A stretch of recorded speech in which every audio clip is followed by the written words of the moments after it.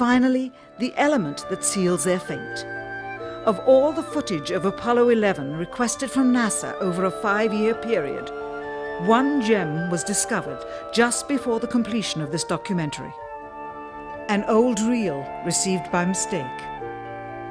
It contains the raw or unedited footage of the crew of Apollo 11, Michael Collins, Edwin Aldrin Jr. and Neil Armstrong, staging part of their mission for nearly an hour in living color, with exceptionally clear behind-the-scenes audio of conversations discussing the techniques used to achieve a disingenuous picture depicting the Earth at a distance, in order to falsely demonstrate their far journey from it and their ability to survive passing through the Van Allen radiation belts. It cannot be misconstrued that this staging was done for some other reason prior to the mission, for the reel itself is slated and dated July 18th, 19th and 20th, 1969, the very days of the mission when they were said to be approaching and achieving lunar orbit.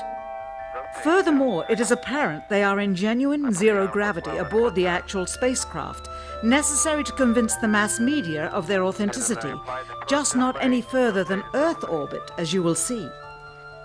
In this never-before-seen or heard footage, not only is the radio conversation between the astronauts and Houston Control audible, there is a secondary, private conversation taking place between the crew and a third confidential party, prompting the astronauts with what to say, when to speak, and how to effectively manipulate the camera to achieve the desired misleading effect.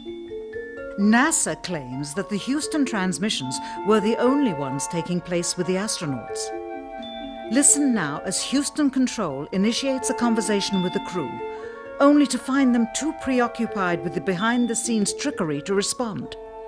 Moments pass and the oversight is picked up on by the clandestine third party, who quickly prompts them with talk.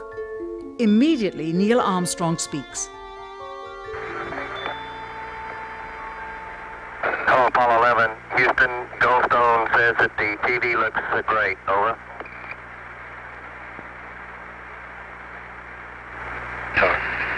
Okay, Roger. We're coming in on Earth. Again, the illusion they are attempting to create is the Earth at a distance to demonstrate their far journey from it and their ability to survive passing through the Van Allen radiation belts. Understand, too, that only about 20 seconds of this raw footage was ever broadcast to the public, and these conversations discussing their deception were believed to be private. Until now. Here they discuss that these television transmissions were in fact not broadcast live as everyone believed. They were first screened and edited for playback later. Roger, Neil. We just wanted a narrative such that we can, when we get to playback, we can sort of correlate what we were seeing. Thank you very much. Here they discuss the fact that they have turned out the lights and have blocked out sunlight from entering the spacecraft through the other windows, as to not cause any reflected light to fall onto the spacecraft's wall in the foreground. Okay, very good. Well, we shut out the sun coming in some of the other windows into the spacecraft, so it's looking through the number one window, and there isn't any reflected light. The reason this was done is so that the truth of the matter would not be revealed. It is this. Though the federal government would have you believe that this is a view of Earth from a distance out of the spacecraft's window as it nears the moon, it is not. What they have ingeniously done is placed the camera at the back of the spacecraft and centered the lens on a circular window in the foreground, outside of which it is completely filled with the Earth in low orbit. The circumference of the window then appears to be the diameter of the Earth at a distance, with the darkened walls of the spacecraft appearing to be the blackness of space around it. That is why they wanted the interior dark and blocked out the sun from entering through the other windows. Here you can see the extruded window, probably 2 inches thick at the bottom. This is because the Earth's shine is coming in at a downward angle. It also causes the Earth to appear to be an irregularly shaped circle, for you are seeing the outside of the window at the bottom and the inside of the window at the top, which together form 2 different sized halves of a circle. Subsequently, this take was never used.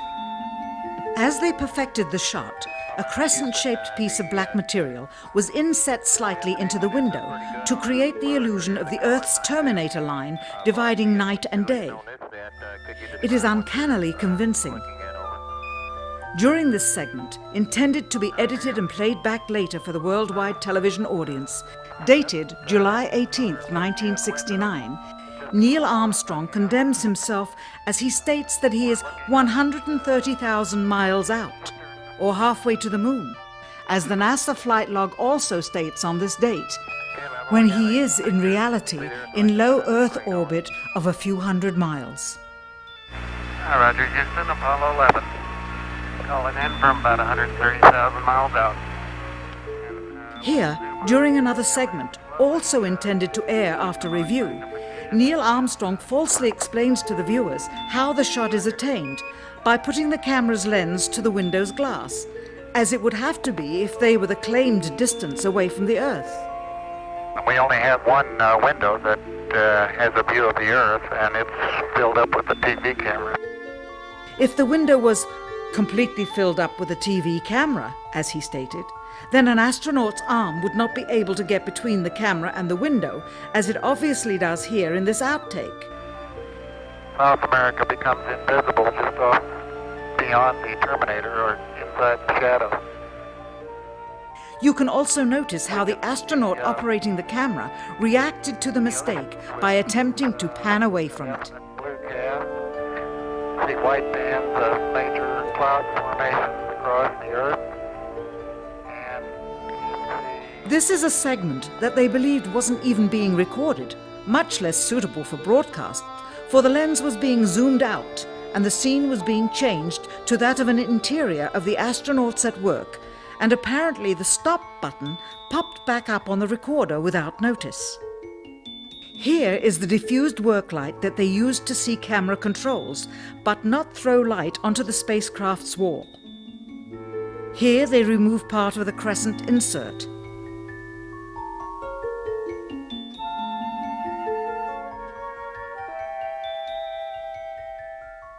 Finally, the iris is opened up and you can see the real location of the camera and the very bright and near Earth out the window. Here is the slate for the 19th of July, and the same shot of trickery on the 19th of July, and then the 20th, and the same misleading shot on the 20th. Later that evening, they were said to be walking on the moon.